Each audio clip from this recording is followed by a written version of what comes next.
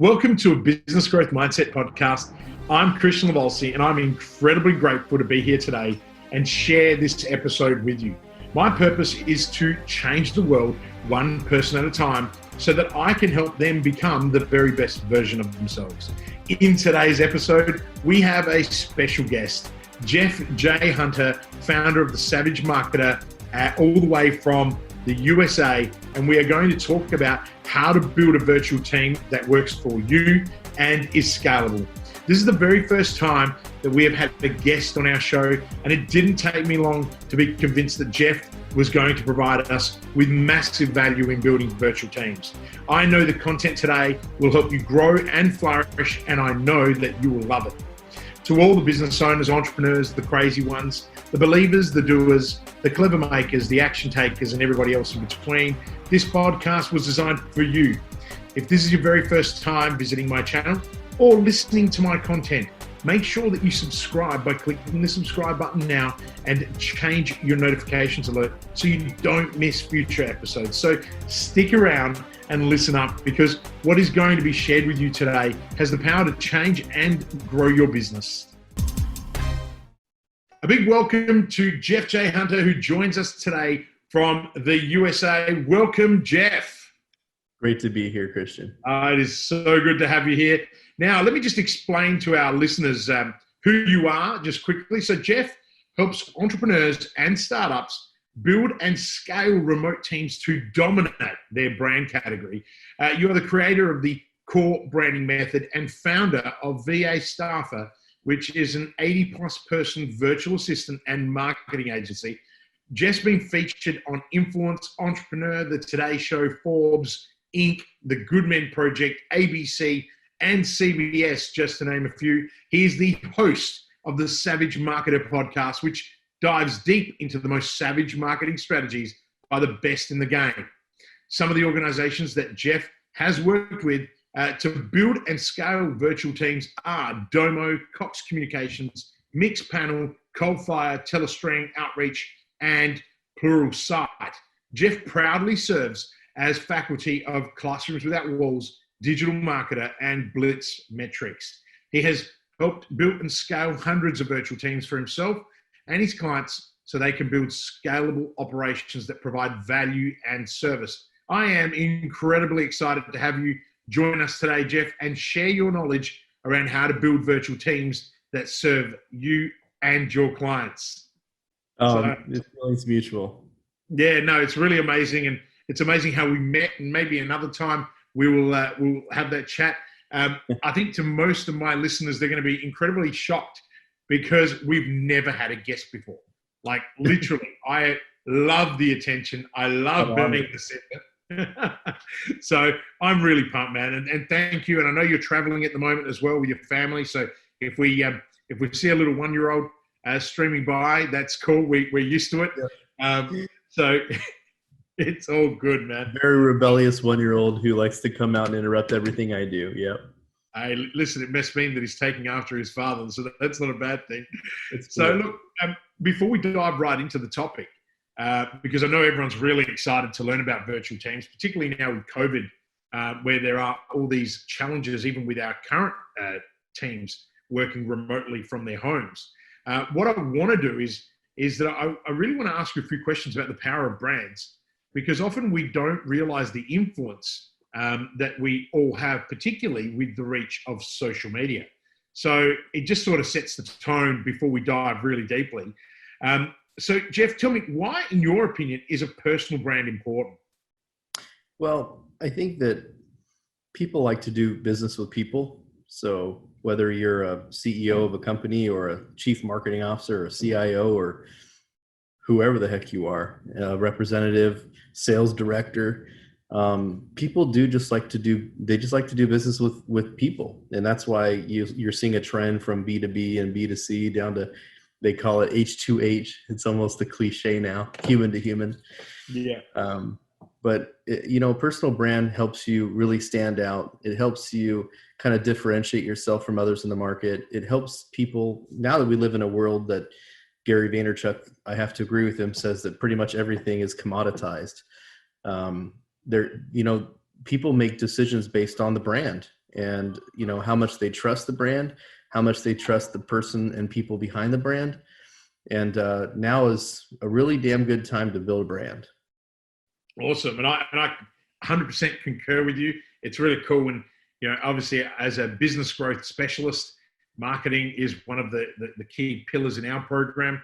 And you know, I'm always telling our clients in particular at the business growth mindset that, you know, you have to put yourself out there. If people don't understand that you are the key driver of that organization, doesn't mean that you have to do all the work. It just means that people want to connect with you. You know, Right. when I was a restaurateur and a hotelier, you know, my biggest failure was actually that I had built such a powerful personal brand, but then outgrew, you know, with 6, 7 venues, I couldn't be at all those venues at the same time, and people expected to see me. So there was the other flip side is finding a way to balance out other champions in your business. So I think that's a really cool segue to my next question. So how does a business owner, Jeff, or does a business owner need a personal brand, and why? Well, one of the things I first off, I think you hit a really interesting point that people don't think about. There's actually a couple of downsides to a personal brand that you have to kind of be aware of. Number one is if you are not the top dog, if you're not the Elon Musk of your business, right? If you're not the Richard Branson of your business, then what that means is that There's the little one. There's the 1-year-old. So there's the real CEO over there. That's right. The future of savage marketer. Exactly. So, you know, you have to, it's almost like a conflict, right? A competing brand. And sometimes, you know, especially in the corporate world, they see your personal brand as a threat, right? So you've got to be aware of that. You also need to be prepared if you are going to be building your personal brand as an intrapreneur inside of a business, then you have to also be 2, 3, 4 steps ahead, a steps ahead of the CEO, of HR. You know, sometimes you need to have a backup plan. And if that's too much for you, if that's too much stress for you, maybe a personal brand isn't the right thing. Okay. Because it's inevitable. Okay. Unless your company is encouraging that. Like for me, I have a couple of people on my team, like Julio and RS, and, you know, these are project managers, a leadership team that, you know, they know the rules and they come to me before they write posts on Facebook. I encourage my team to write on Facebook and share their journey because it draws in players that they're connected with that want to come and work for my company. And second, my clients have built relationships with my people and usually have connections with them on social media. And instead of always being worried about people poaching my team, which is a reality, I encourage my team to have their own personal brands, and that their personal brand has to be in line with the mission of the overall brand, right? Of our brand mission. So, you know, it's not uncommon for Julio, for example, who messaged me on Friday last week and said, "Hey, I have an idea for a Facebook post I want to do." And he wants to talk about how he came to me for a raise. He actually came to me for a raise about a week ago. And he had it all planned out in his head. He saw how much money he made me compared to how much he cost, right? So he had this whole formula together, and then the rug pulled out from underneath him when one of the clients that we had worked with decided to move some of the operations that he was doing in-house, right? Because that's, believe it or not, one of my goals as a VA staffer is that we create scalable solutions, and some things are scalable that we do for them for life, and some are part-time kind of temporary things that we are fulfilling for them until they can find in their own internal staff to do. And unfortunately, he was one of those people that was doing an interim task for something that dried up. So he was going to pitch me on this raise based on one of the projects that was bringing in a decent amount of money, and that project went away, right?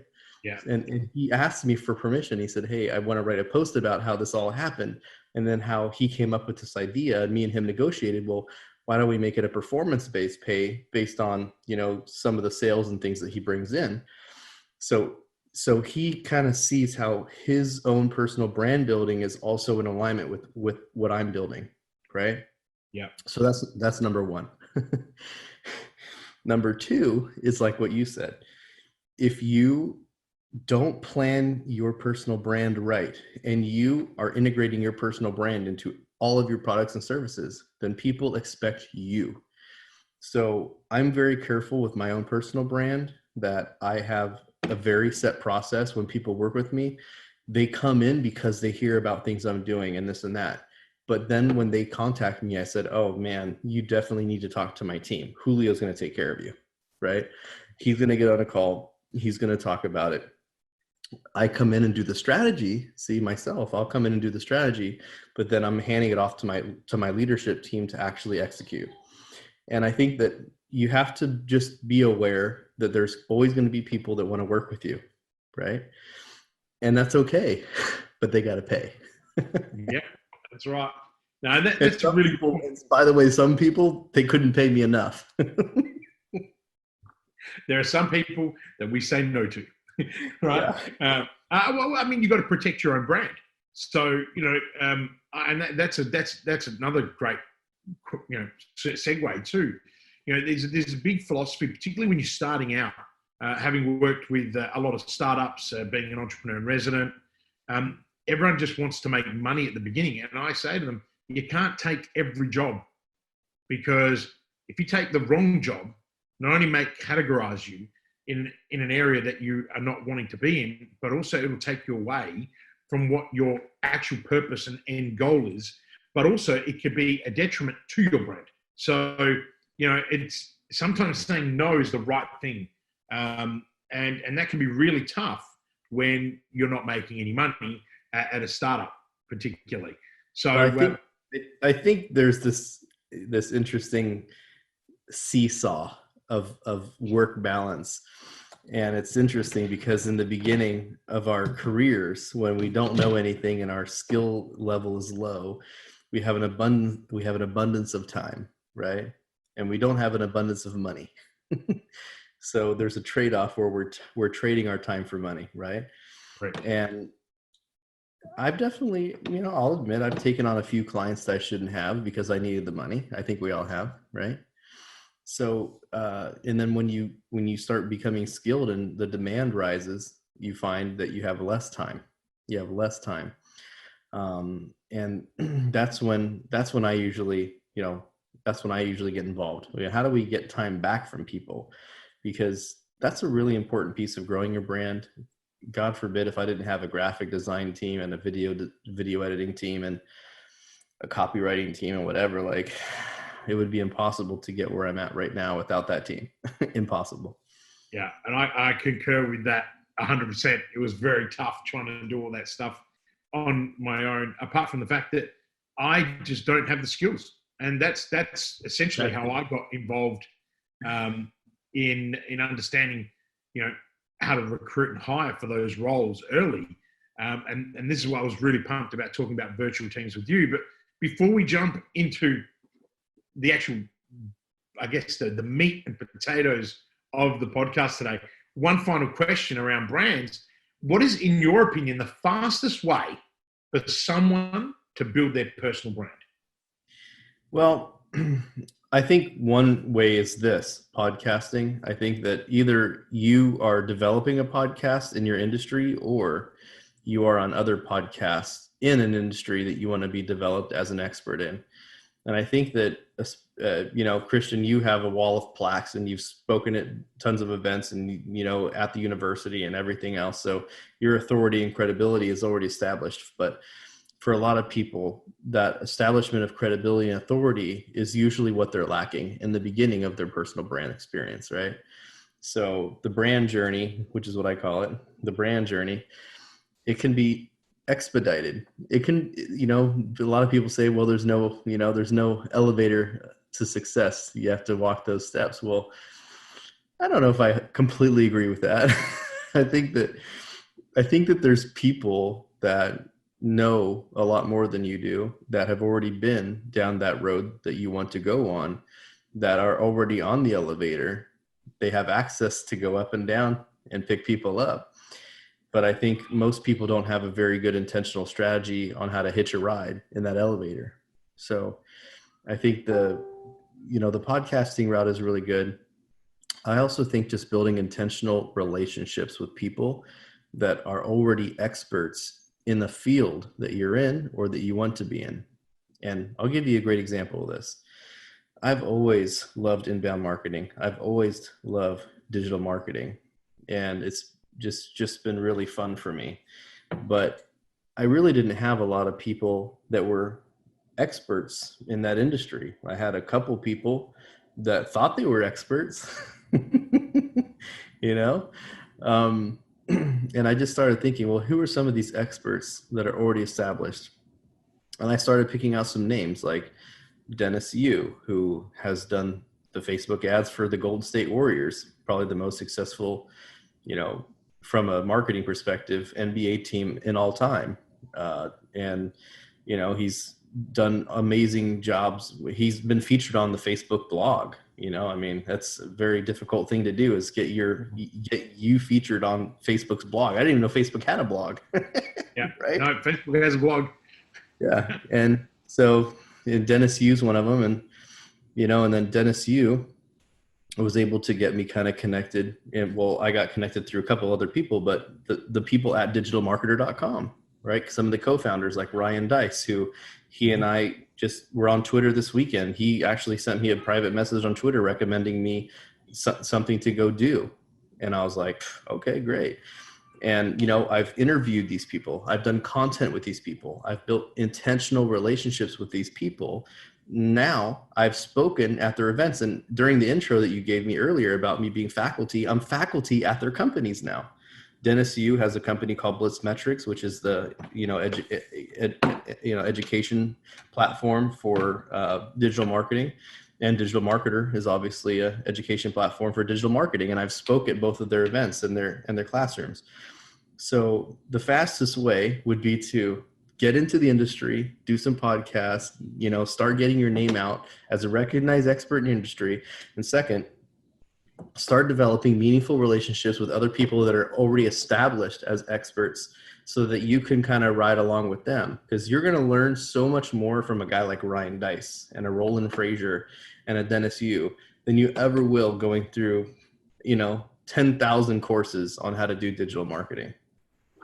Absolutely. And what I love about what you just, apart from the fact they are really great bits of advice, but what it really is, and what you're really underpinning is, it's an investment, right? So rather than having to invest physical cash, you're investing your time, okay, to acquire more knowledge. And one thing that I know for a fact is, if for those people listening, what you need to also understand is that people are really wanting to help.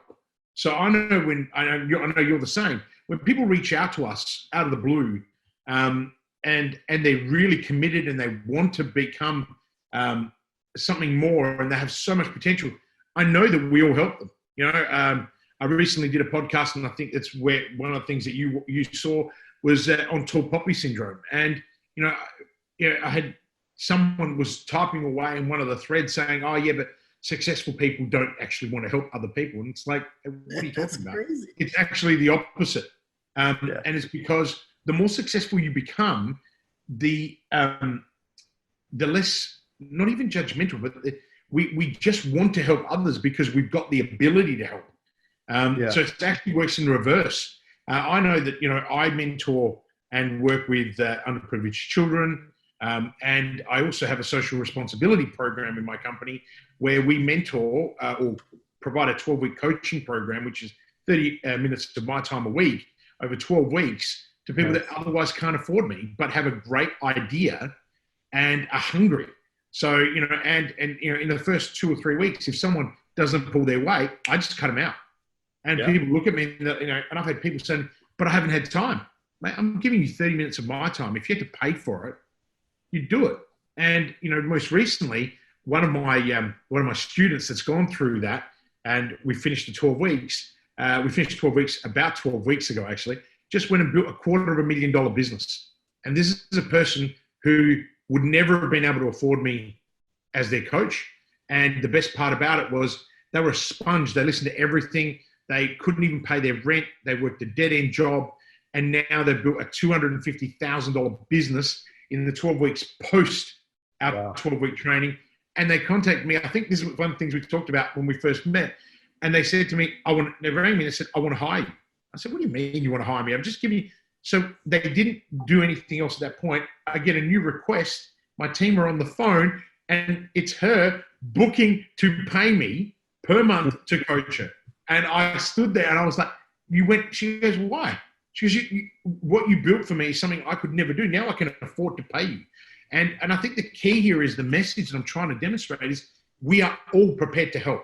And no matter how high the food chain, I've heard stories of Elon Musk replying to people that have brilliant ideas, not because he wants to steal their ideas, but because he wants to encourage innovation and entrepreneurship. And so he'll connect them with a whole bunch of people that can help. And I mean, and that's just one example. So Jeff, I think that and for those who can pay because I paid for these relationships. Like I've flown out to Ryan Dice's headquarters in Austin, Texas, and hung out with those guys on my bill. I paid, and I've invested in masterminds and all sorts of stuff. And people that have money, you have an advantage, man. Like this is crazy to me to see people that have money and then they say they don't have. I mean, if you're in America or Australia. Or in a Western country, you've got money, I'm just going to throw it out there, And we've got opportunity, like we're privileged. And I always say this to people. So much privilege. Yeah. I mean, it's interesting because, not to get too political here, but, people talk about opportunities and privilege and white privilege and whatever else not. Man, if you are born in a Western country where you have the ability economically to work hard and achieve something and build your own thing and do your own thing, like that's better than 99% of the world, and the fact that we all have Facebook, you can run a business 100% by building relationships on Facebook. And I know it because I know people who do it every day. I hate email. Most of my business is done on Facebook or LinkedIn, right? LinkedIn's amazing. Right? Yeah, I would just say that, for anyone who's like right now saying, I understand it's important and valuable for me to build my own brand, I would say start thinking about building intentional relationships and start showing people why they should be, if you come to me and say, hey, Jeff, I want to build a relationship with you, why should I build a relationship with you? What value, here's some really great advice from somebody who I had on my podcast. His name's Greg Reed. And he wrote this book called 3 Feet from Gold, which is documenting, it's a lot of stories about all these successful people that they were so close, but they stopped before the gold, right? They were just so close. They were just 3 feet from gold. And it was a beautiful thing. He told me, he said, the first thing you want to do when you identify a mentor is just acknowledge them and say, hey, you know what, just so I follow you, you're, I consider you a mentor, you're, an incredible person. And, any advice that you could give me along the way, I'm reading all your stuff up. And then if someone actually comes back to you and says, wow, that's great, and gives you some advice, like for example, another person I've had in my life his name's Jay Abraham. He's Jay Abraham. Tony Robbins' coach, like Tony Robbins, his coach, right? And I met Jay Abraham at an event one time. I was the second person to talk to him, and I had a very simple question. And I said, hey, I have a virtual assistant business. This is back when I had probably like 30 people working for me. And he says, okay. I told him a little bit of my business, and he goes, okay, so how do you get most of your business? And at the time, most of my business was referrals from other clients. And I said, referrals? And he goes, okay, well, tell me about your referral program. And I was like, because I didn't have a referral program, of course. And he goes, okay, stop what you're doing right now. Okay. And by the way, Greg Reed gave me this advice. He said, Greg told me, he said, okay, stop what you're doing right now. Go back to the hotel, put it in your stupid system, and then reach back out to Jay and tell him what you did and the results. And lo and behold, 1 year later, I saw him at another event, and I went up to him, and I don't think he probably recognized my face because we only spoke briefly, but he didn't like know me. But then as soon as I said, hey, Jay, last year we spoke at an event and you gave me some great advice about starting a referral company for my virtual assistant business. Now, when I said that, he said, he remembered me. Yeah. He goes, oh, great. And I said, I just wanted to give you an update on how that went. Well, I started doing that. And now I said, you know what was crazy? If I thought I had referrals then, man, after I had a referral system, the referrals really came in, right? Because now they're getting paid. And he goes, oh, I'm great to hear that. And I said that my business has grown 30%, and the majority of that was from the referral system. And he was like, wow, that's great to hear. And you know what? For 30 minutes at a convention, we were just talking on a convention floor together. The guy charges thousands of dollars a minute, right? Yeah, he's like right out there. Yeah, we're talking about my business for like 30 minutes, and he gave me even more advice, and I keep in contact with him, and I keep running into him here and there. I might have his personal email, but usually when I know he's at an event, I try to go to the event and make a habit out of finding him, because you can always find people. Yeah. Well, you guys that's what I've learned at events. You can always find people.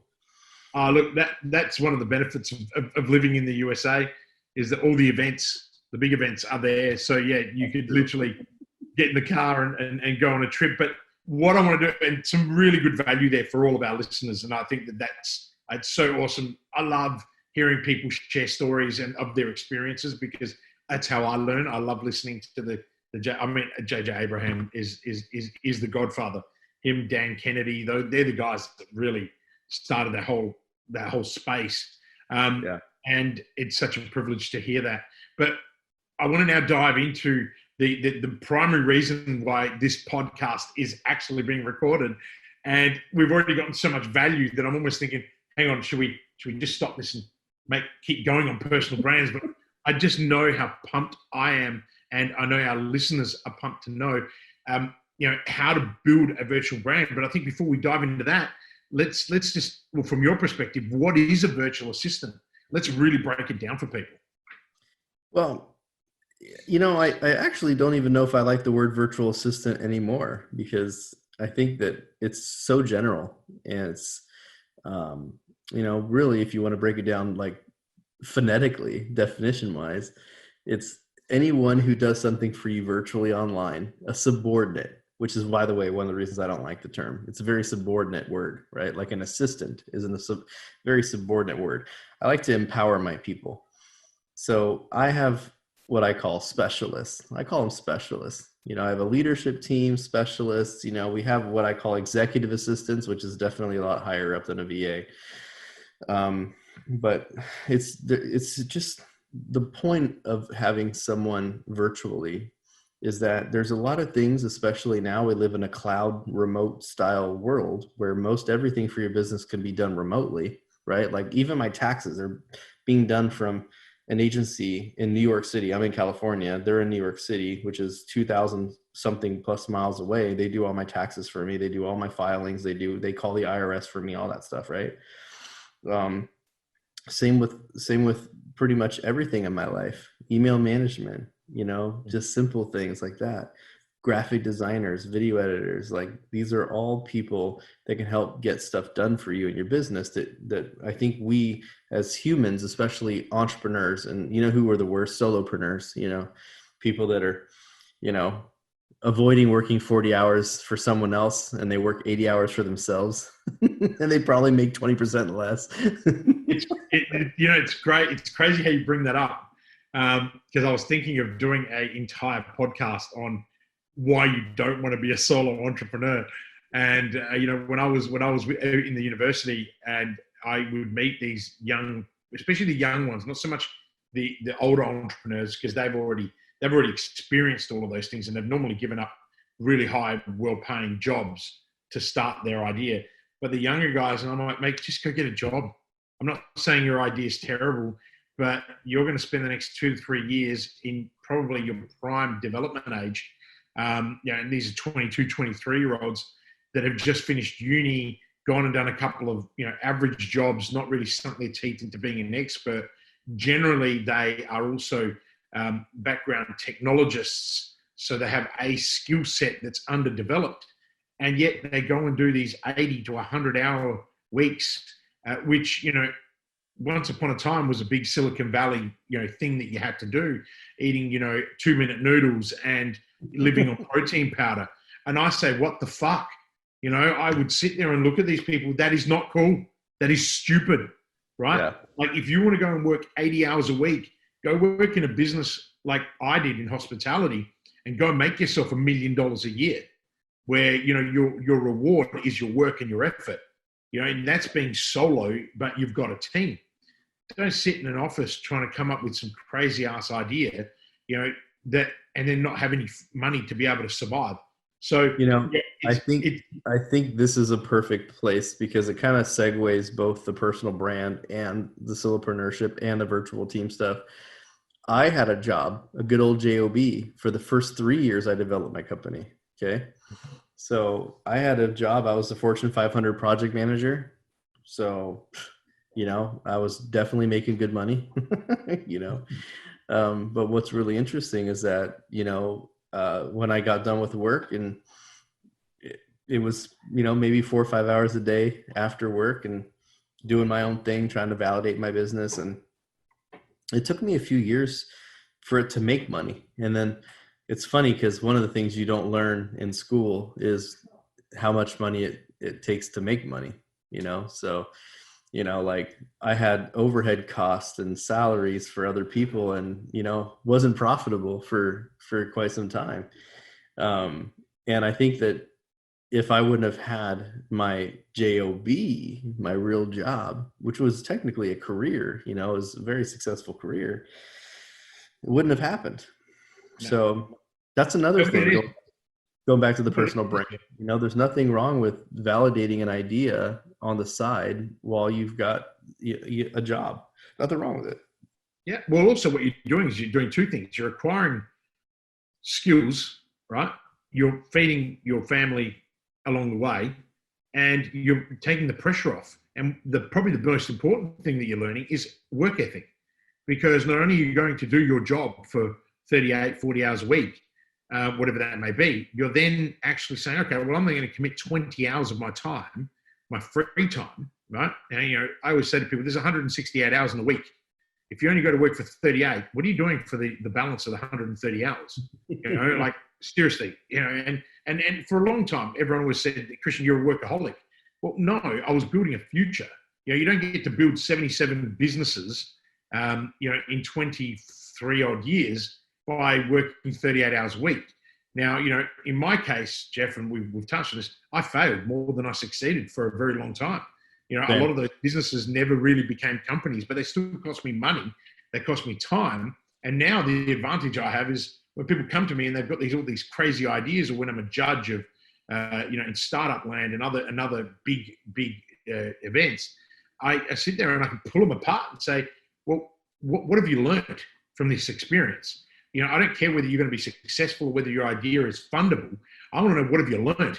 Because most of the time, investors invest in founders. They do not invest in an idea, right? True. Because, and this is the biggest thing that I say. So going back to your point, you know, while you're hustling, while you're working your job, you're actually also hustling and grinding in your private life, and that's going to teach you some meaningful skills. And where we go back to your personal brand. But what I love is this concept of you know, intentional relationships. You can do that while you're working. Now, look, I know that you and I could sit here and talk all day long, so I want to come back to you know, really bring it back. So, you know, I understand how your commitment to not having the name virtual assistant or VA anymore, because there are specializations that you can recruit for. But, you know, and this is the question I know that everyone's constantly thinking, because now with COVID-19, lots of people are working from home. So is a remote workforce, in your experience, is a remote workforce productive not being in an office? This is probably one of the most challenging topics, and probably the biggest kind of mindset problems that most founders, entrepreneurs have, even in the corporate world. I know when I was a Fortune 500 project manager that I looked I was definitely looked at differently because I didn't report to the Bothell. It was in Bothell, Washington. I didn't report to the headquarters. I worked from home. You know, I was a remote project manager, and you're just treated differently. You know, and it was kind of a negative stigma. And what's weird is now all of us remote people, we're norm, right? Like we're the norm now. And, you know, I think that, you know, obviously looking back, it would have been a lot different if I was still working there, but it's very interesting now. Um, I want to share with you a story when this is a reality, and thank God the timing was right. But in January of 2019, one of my team leaders, her name's Catherine, who still works with me today. She was the very first person I hired in my physical office in Makati. In Makati, Philippines. That's kind of like the Silicon Valley of the Philippines. All the big call centers are there. And that's in Manila, isn't it? Yeah, it's right. It's about 45 minutes from Manila. Yeah. It's a little bit south, but yeah, it's definitely close. It's basically it's all I mean, the power and electricity there is just nice. The streets are better. The air is better. I mean, I'm not saying much for the city life air in the Philippines, but better. Yeah. But what's interesting is I ended up getting a lease on a giant 2,300 square foot penthouse in the Philippines in 2014, and I converted that into kind of a co-working space to get around some laws, because it's very hard as an American to own anything or run a business in the Philippines. So I got around that by setting it up as a co-working space, because I was basically getting my feet wet, right? And what was really interesting was that I hired Catherine, and I had built that office out. All of my hires were in that office. I was up to like 20 something people by 2016. And here it is 2019. Well, the original 20 people were still working there, but at 2016-ish, the internet had gotten a lot better. So most of the people that I had hired 2017, 2018 and beyond have all been work from home, remote. And the internet is more affordable and reliable. Power is also more reliable. So when I had first invested in getting an office over there, it was because the internet and power was really bad, and I needed to have reliability. That's the number one thing. If I'm going to help scale a business, they have to be reliable. Otherwise, it completely negates the value of the team. So January of 2019, Catherine looks at me on a Zoom call. We have these, you know, kind of morning calls. And she goes, "Sir, I noticed that all the people you're hiring now all work from home, but we're still here in the office." She's like, "Is there a reason why we're still in the office?" So she was hinting, right? And I said, "Okay." I said, "I will close the office, but only if it is a unanimous decision and that all of you have the capacity to work from home." So I kind of went through a checklist of what needs to be done. And the compromise is, because obviously I'm saving money on rent and power and you know, internet, which was $400 a month just for internet. I said, "Here's the deal. I will only do this if it's a unanimous decision. And to offset the cost of internet, I will let you take your work laptops home and you can have them, basically a gift from the company." And they were ecstatic. They were like, "Yeah, let's go." So literally the next month, everybody was gone. Gave them 30 days, you know. Wow. And that was in January of 2019. So not that long ago. And it was good timing, because it would have been forced this way anyway through COVID-19, right? Yeah. But what's interesting, though, back to your point, is that I lost 5 or 6 of those 20 people. So probably 20% of those people. And the reason why is because working from home takes a whole different mindset than working in an office. You have to be self-driven, self-motivated. You have to be able to show up and work when you don't want to, right? You don't have people to talk with in the office to motivate you and talk to you. And even worse, stay awake, because a lot of the time we would support American clientele. So you know how it is, right? Right now it's pretty late over here, 9 o'clock at night, I think, my time, and it's still not even halfway through your day over there, right? Oh, it's 10:30. Yeah, exactly. Not even lunchtime yet. See? That's right. Now, in the Philippines, is just a few hours before you guys. So, or a few hours later than you guys. But what's really interesting is that I lost five or six of my people, and that was tough, because they were with me for a long time. I had the office for 5 years, but it was also just, them conforming to new standards. And this is a perfect reply to what you said. How do you keep productivity of your remote team? It depends, because if you're working with Westerners, we love freedom. Westerners love freedom. They don't like to be in control. They don't like to be under control. In Asia, it's very common for people to be on a Czech style, like screen monitoring. Like I have all of my team overseas using something that's a screen monitoring tool that checks their productivity. It checks to see what they're doing. It takes screenshots of their computer every 15 minutes. Like there's not even a question about it. Like it's not even ethically even a question. In America, oh my God, that would be the end of the world if you try to do that in America. Probably in Australia too, right? Oh. Yeah, because like in Australia, you cop what you don't trust me. And it's like, well, it's not about trust. It's about performance management. Like in an office, you are, it's not about being monitored. You are in an office to do work. And you are right. There are so many traps. And this is what we've seen with the pressure of the pandemic is so many people are struggling to work from home. And I'll be the first. I went from 104 staff in the group full time to then selling everything 18 months ago. And I've made the decision, I had 3 offices to work from. I still have an office for our building and project company, but I don't go in there because I thought, no, I want to try and do this work from home. The first 3 months, and this is for me, I was like, hang on a minute.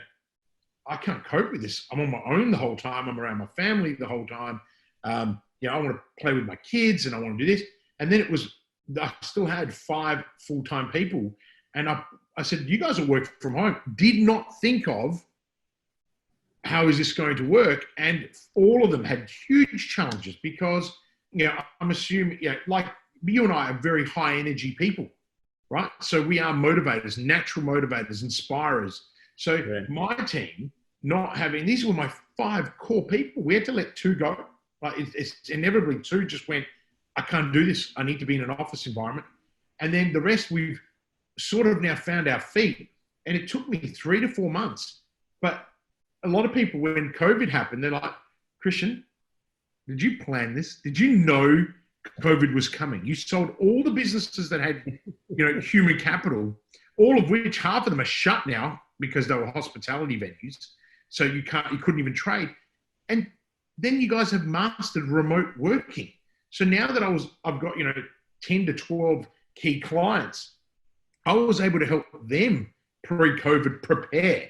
So I guess this comes to my next question. How do you, you've already mentioned some of them, but how can you keep control of the projects when your team are virtual? So tracking, reporting, KPIs, like what are some of the, this is, for anyone listening to the podcast, this is where you want to be making notes because I reckon you're going to drop some serious value here. I've got pen and paper, so I'm taking notes too. So we definitely, first off, have a virtual project management tool.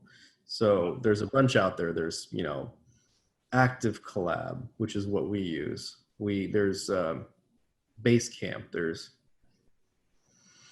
Freedcamp. There's just so many different tools out there. Asana is one. There's just so many different project management tools. It's so important just to pick one and get used to it. And you need to make sure that everyone has buy-in. Your staff needs buy-in. Your clients need buy-in, because it's very easy for a remote team to get stuff messed up when you have tons of different forms of communication, Facebook and Slack and this and that and whatever else not. any official client communication should be done on the project management tool. That way you get records, you have, complete logs of what's going on. That's a really valuable thing. Second, you should have some sort of internal communication plan.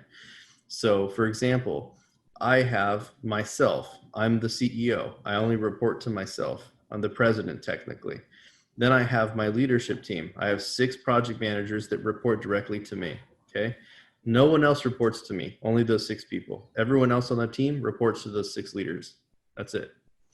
So for example, I have a one project manager, her name is Miles, and she has almost 30 people on her team. She has the biggest team for sure. It's a pretty large team. She has the responsibility for the executive assistant team. Now, I don't communicate with anyone on her team. There's times where she might have me pop in, do a team call, whatever else, but you have to give your leadership team responsibility and power. And that's very hard for entrepreneurs to do. Okay. And I've found that was very challenging for me to do as well. And of course, when I started doing it, I said, oh my God, why didn't I do this sooner? Right? Empowering, one of the biggest things that I work with my clients, and I think I podcast them on this exact topic, was empowering leadership.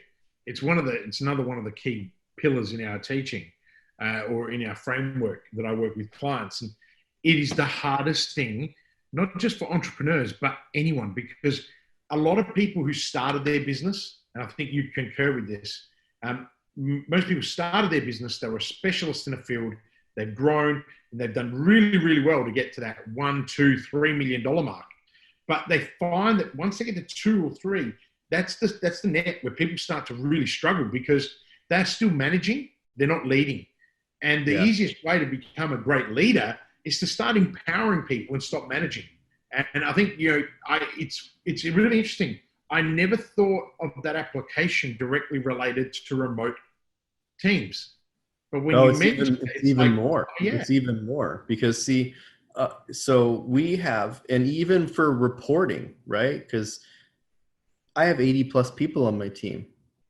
There's no way I could babysit 80 people on my team, right? And that's why, if everyone just tuned into this one part on the podcast, this would be the most valuable piece of information I'm going to give on this whole show, because this is the one thing that I've learned over the past couple of years that has changed my business. My business has grown almost 100% just in the past 6 months. Wow. And it's because of this one thing I'm going to tell you, which is stop hiring people that are looking for jobs. Stop hiring people that are looking for jobs. I recruit people specifically that have skill sets that are aligned with what I want them to do for me. I don't hire people that already have like full skill set of what they want, because no one's going to have that. But I'll tell you this, the things that I'm looking for team members: 1, do they have a good record of longevity at a company? What's their average tenure at a company? I want someone who's been working at a company for 2-3 years, right? And then I also want to look at, do they work in the right time zone, right? One of the reasons, it's funny because a lot of people give me crap. They're like, Jeff, you hire so many people, like 75% of my team are from the Philippines. And they're like, you hire so many Filipinos, you're just exploiting third world country and this and that. And this, I said, no, I hire Filipinos for 2 reasons. 1, they're super loyal, very loyal. Okay. And 2, they have a really good work ethic. The culture is really good, right? They don't cry about me telling them to hit performance metrics. They don't cry when I tell them that they might need to work a little bit of overtime. And by the way, they're thankful. They're like, oh my God, please, you have more work for me. I want to make more money. I want to earn. They're hard workers, right? Like, it's almost like how Americans have always, for the end of time, complained about Mexicans taking their jobs. I'm like, there is no white person I know over here, out here in the fields, picking fruit and doing things that the migrant labor does. And right now, I feel like the virtual data mining space, this is the new era. I mean, this is, it used to be, picking fruit. Now it's picking information, right? Data mining and all this kind of stuff. And it's hard to find good people to, here, especially here in America. And I don't know how it is down there, but I would assume it's very hard to get independent, free, I would even say privileged people to sit at a computer and copy and paste client information or LinkedIn information all day. It's just not something I want to. To answer your question, it is very hard. And that's why we outsource those jobs as well here. But I think the similarities are everywhere. And a lot of that is privilege.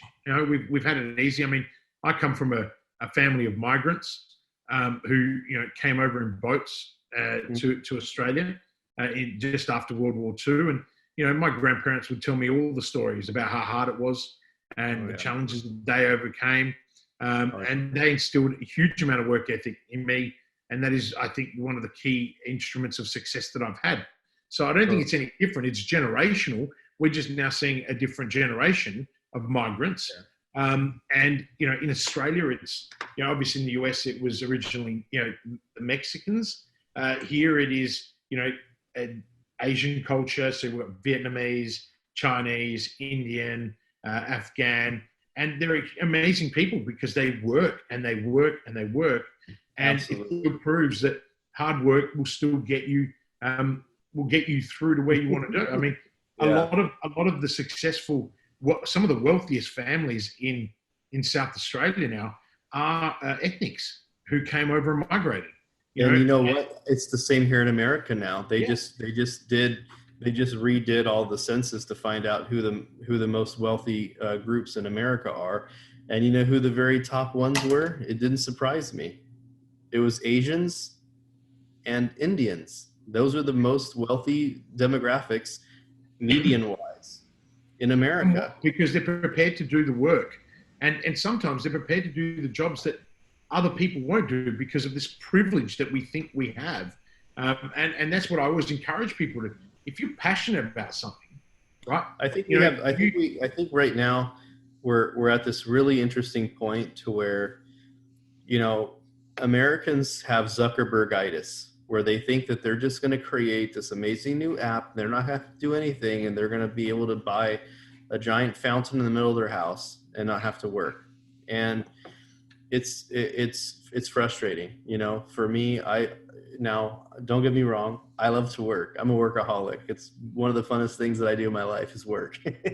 Like, I have to set clear boundaries of when I don't work because I love working so much, But I think that, back to your original question, when it comes to virtual teams, culturally, it just makes sense to have people, and I call this the 90-10 rule, by the way. I want to have people focused on what they really enjoy to do. So, like, for example, all my copywriters are American. I think I might have one Filipino copywriter, okay? Her name's RS, but she's very different. Oh, and I hired a new guy named Anton. He's also Filipino. But everyone else, Evelyn, and I hired a school teacher who, this is her side hustle. She does my copy for my podcasts and my show notes and things like that. Her name's India, and she's amazing. She's a school teacher here in America. So, I try to keep people doing what they want to do. And even for myself, like, the reason why I've been able to get where I want to in life is because I focus on the 10% of my life that's really the most valuable. And the other 90% of my life, maybe even more, I delegate, right? There's just things that I don't do in my life. Some people can give me crap for it, but there's just a million things that I would rather not do. And even my wife will get upset too, because she knows, she's part of that 90-10 rule. There's things that I don't want to do, like laundry, right? And I tell her, I pay someone to do my gardening, right? Because it's yeah. But also on that point, and this is where I think it really cements the idea that virtual teams are a must in our future. It's virtual anything really, because for example, I'm a terrible gardener, right? But it's cheaper for me right, to go and spend money to have a gardener who's going to do a much better job than I am, and I charge 10 times what the gardener charges. So if I'm going to spend an hour gardening, mowing lawns, then firstly, I've got to buy the lawnmower. I've then got to dump the stuff. I've then got to know what fertilizer to buy. I need to know what the ficus is doing and how to sculpt it. And in fairness, the gardener was away for 4 weeks, and I went to sculpt the ficus. I gave it a flat top, and now it's taken 6 months to grow back. So there is just things I just don't do.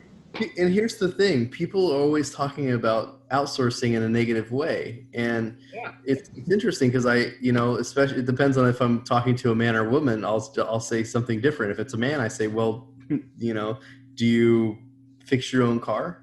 Are you your own mechanic? Some of them will be like, yeah. And I'm like, okay, well, how much time does that take you? Right. And women are much easier. I say, do you cut your own hair? I know that they don't, right?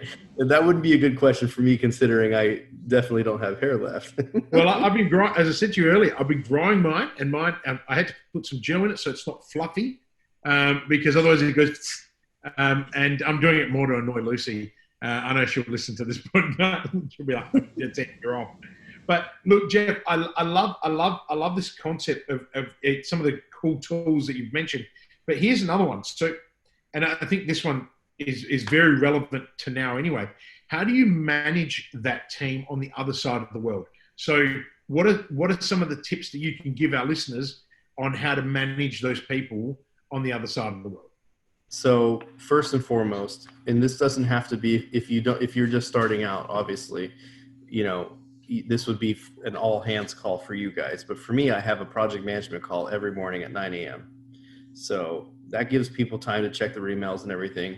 Then at 9 a.m., we're on a call. We're going to talk about any issues that happen, right?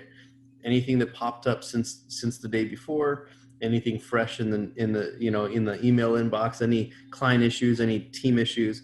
And for me, because it's my project managers that I spend my time with, those 6 people, they already know what's going on in their teams. So everyone has, usually a 10-minute block to talk about their team. That's what a 60-minute call is, 10 minutes a person, right? And I'm there to listen and support. And usually they'll need some ideas on what to do, and I'll provide those. But definitely having a very strong relationship with your team. And I would definitely recommend doing video. Video makes it more personalized. There's a guy that I work with, his name's Greg, and he's had a VA based in America for the past 10 years. And we were joking because when he hops on calls with my team, he sees me and he sees my assistant. And my 1-year-old, come on over here, buddy. You want to come over? Come and say hi. You want to come say hi? Come on. Come on. You can say hi. He wants to come say. He's literally saying hi right now. There he is. Hi. Yeah, we met on a call, haven't we, buddy? He's great? rude. Look at him. Now he's sticking his tongue out and saying hi. Is this new? How come he's not asleep? Why aren't you this? Okay. For those of you that are listening, I go tongue back.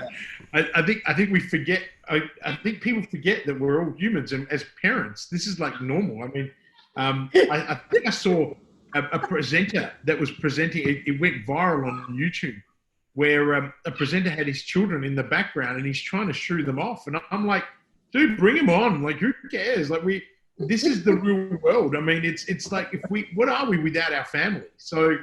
No, I love it. I remember. Well, for those of you that were just listening in and not watching the video, I highly recommend you look at my son stick his tongue out at you multiple times. Yeah, and I gave him mine back. You weren't paying attention, so I was sticking my tongue back, and that's why he was getting fired up. Look, I'm the joker in my house. And look, Jeff, one final question, because I know that you've just given us a massive value, and we all know that people that don't take it all in. The wonderful thing about podcasting is that they can check it out over and over again. But for our listeners, right? Let's say that they're thinking about a virtual team. Obviously, they can get in touch with you. But what are the first steps that our listeners can take to explore virtual teams? It actually doesn't start with teams or anything at all. It starts with you. It starts with looking at what are some of the things that I could get off my plate first. And I always recommend two things. And there's a very important process that I call the freedom recipe. Okay. And maybe we can do this another time. I separate my life into 4 boxes. What are the repetitive things in my life? What are the challenging things in my life? What are the neglected things in my life? And that goes for business and personal. Okay. And what are the most valuable use of my time? It's interesting how many people just don't even know what the most valuable use of their time is. Once you start segmenting that out, a lot of people, they don't delegate because they say, oh, I don't have time. I don't have time to delegate. I don't have time to put together a procedure or a recipe, a freedom recipe, or whatever.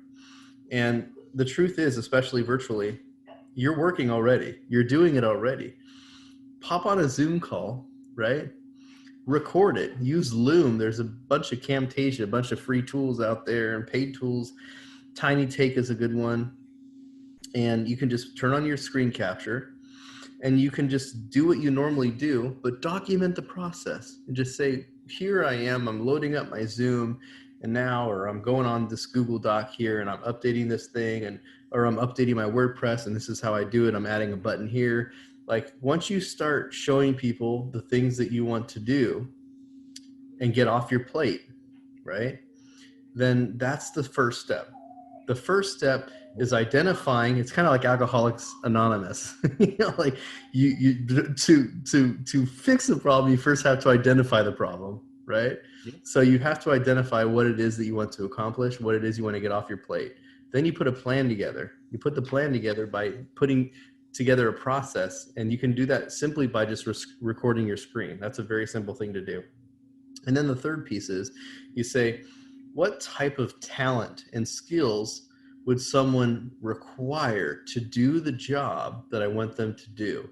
And when you start writing that list down, I want you guys to be super focused and specific on 3 key pieces, right? So for example, I kind of gave you guys a hint earlier about my executive assistant team, which is I recruit people that are already working at call centers that work during US hours. That's one thing. Time zone for me is super important. Can these guys be vampires and work at call centers? Okay. And if they have worked a call center, they usually worked American hours. Okay. Or Australian hours or wherever it is, right? Like that's the criteria that you want to set. Will they be awake when I am? For you guys in Australia, the Philippine hour time zone isn't that far from you, so it actually works. Okay? Right. They're going to be on a little bit later than you, but you can always have them adjust to work with you. They just wake up a little bit earlier. Okay. So that's number one, getting that really specific on what they need to do. And then secondly, start thinking, where do these people work now that possess these skills? Okay. Because I like people that have customer focus, customer centric, so customer support, people that have customer support or sales, or they have experience in doing upsells. So for example, I love hiring people that work at call centers for telephone companies, because when you work for T-Mobile or cell phone carriers, usually not only are you doing customer support work, but you're also saying, hey, by the way, let me tell you about this new offer I've got. Right? That's a skill set that I look for people, going above and beyond just supporting people. Okay. The third piece of it is, so you've kind of understanding when they should work for you, kind of what the skill sets they need, what type of people would actually fit this role. Here's the next key is say, okay, where do they live? Right? Where are these people at? What companies are they working for right now? Now, for me, like I said, I think the biggest fail right now and why my business has been explosive is because we have really strong active recruiting. And recruiting, I will have to tell you, is challenging, okay? Because not only do you have to go to somebody who has demonstrated loyalty and convert them to the dark side, but now you have to give them proof that it's worth the risk of them leaving their company, right? So for me, I have a little bit of an advantage because I have a really awesome 80 plus person team. I've proven myself. I've been around for years and years and years. So when they see this and they say, okay, so I can leave my call center, which I'm traveling an hour, 2 hours each way, going into the office every day, working my butt off, usually forced overtime, non-paid overtime. And I'm making, measlies. And you're going to pay me 3 times as much, right? And I can work in my pajamas from home. Usually it's a pretty good offer, right? So that's why I think VA staffer, my VA staffer company has been blowing up, because most people that I know, including myself, it's not fun to hire. It's not fun to recruit. It's not fun to train. It's not fun to manage. It's not fun to, build these systems and project management tools and tracking systems and dealing with, the all the stuff that HR that you have to deal with growing and building a team. And that's why VA staffer has been explosive, because we basically take all that part out and we say, hey, here's our team, recruited, trained, managed. We have a process. All you need to do is plug them into your business. It's a way more attractive offer, right? You might pay probably 25 to 30% more for me, right? That's my profit margin to hire somebody through me, but we have built-in project managers. You get to talk to my people during your time. We've been doing this for a long time, and it's not you just trying to go out there and hire some random person and pray to God that it works. So that really brings me to my next and final remark. Jeff, there is no doubt in my mind, and anybody listening, that there's a lot of value in building a virtual team. There are challenges, and you've given some fabulous insight into how to overcome those, what to look for. But I think more importantly, how does one of our listeners get in touch with you, right, to be able to actually continue this conversation? And, this is effectively me saying that I endorse you, because not only have we spoken several times before, but this today really showed me that if anyone out there is really looking at building a team, then they need to be talking to you. I'm not an expert in this area, so don't talk to me. That is exactly why I bring experts like you, the very first ever guest on my show. So how does someone get in touch with you? How do they find you? You can go to jeffjhunter.com. That's my personal brand site, and you can learn more about the different things I'm in. But the VA staffer, if you're interested in getting a virtual assistant, it's vastaffer.com. You'll be able to throw a link in there, Kristian. If matter of fact, if you guys want to put a code Kristian, just put his name in there, Kristian with a K, inside the little referral code. If you do that, I'll have my team throw in a free consult call. So they can basically look at your business, say what's going on. They might even be able to help you get some things off your plate, which would probably be hopefully the purpose of getting on board. But absolutely. And I really appreciate that. And that's something we hadn't discussed, and I think that is super valuable. And again, if you've hung on the call, if you've checked out the podcast, I mean, I'm looking at the time. You got to be getting tired. I know you're away in Florida at the moment, traveling away from your home, and you've got the kids and you've got to settle them down. Buddy, I am so proud of you, and I'm so happy that we have connected and made the decision to bring you on the podcast. This is epic, because it's only the beginning of what I think our relationship's going to look like, but also the value that we're going to bring to people. I know that we're both driven by purpose. That is a cornerstone of my teaching. I know it's a cornerstone of yours. And Jeff, I'm so happy and proud. Thank you very much for being on the show. And I wish you all the very best on your travels this week. And you and I will touch base very, very soon. Thank you very much. And it's an honor to be your very first expert guest. I love it. It's huge, man. All right, and we'll sign off there. But thanks, buddy. I have really loved hanging out with you today and sharing this episode with Jeff. I hope that you are able to take these tips that Jeff shared with us today and you can put them into practice in your business and firms. Purpose has become a cornerstone in my teaching and coaching of business owners, and it's critical that we invest in what serves us and those around us. If you love today's podcast and are enjoying the series, please take a minute to rate it and provide a review. This helps others know that the content that I am sharing is valuable, but also inspires me to share more content with you. Please take care during this time, be kind and be courageous. And until next week, live with purpose.